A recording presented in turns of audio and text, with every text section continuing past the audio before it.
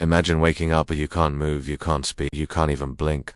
Your mind is wide awake, screaming, but your body is a silent, motionless prison. This isn't a scene from a horror movie. This is the terrifying reality for people with locked-in syndrome. One of the most chilling accounts comes from a man named Martin Pist. At just 12 years old, a mysterious illness sent him into a state doctors believed was a vegetative coma. For over a decade, he was completely aware of everything around him. He heard his family's conversations, felt their touch, and listened as caregivers talked about him as if he wasn't there.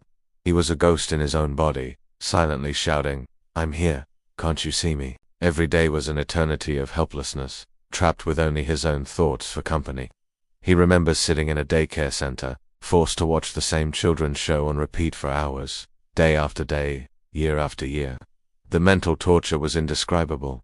Then there's the story of Juliet Valaro. After suffering 2 strokes, she was diagnosed as being in a persistent vegetative state. For 6 long years, she'll lay in a hospital bed, fully conscious. She could hear nurses chatting, smell the hospital food she couldn't eat, and feel the frustration of being utterly ignored.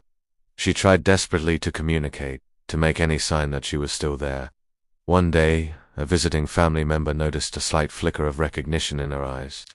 It was a tiny crack in the prison wall. Through painstaking effort with a speech therapist, Julia learned to communicate by twitching her facial muscles and using a letterboard.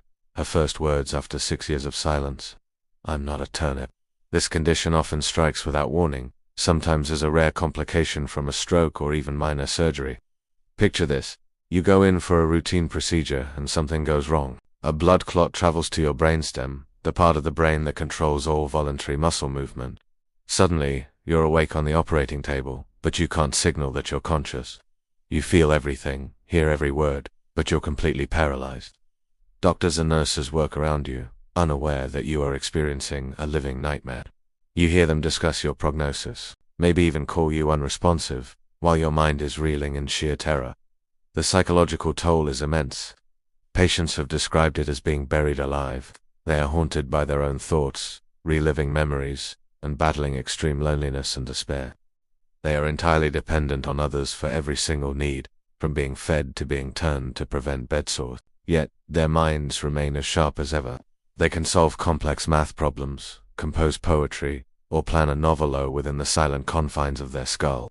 The French journalist Jean-Dominique Bobby famously wrote his memoir, The Diving Bell and the Butterfly, by blinking his left eyelid as an assistant recited the alphabet. Each blink was a letter, painstakingly forming words, sentences, and an entire book from the depths of his silent world.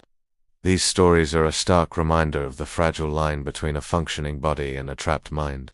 They highlight the importance of not giving up on patients who seem unresponsive and push the boundaries of how we define consciousness. The human spirit's desire to connect is incredibly powerful, even when faced with the most isolating condition imaginable.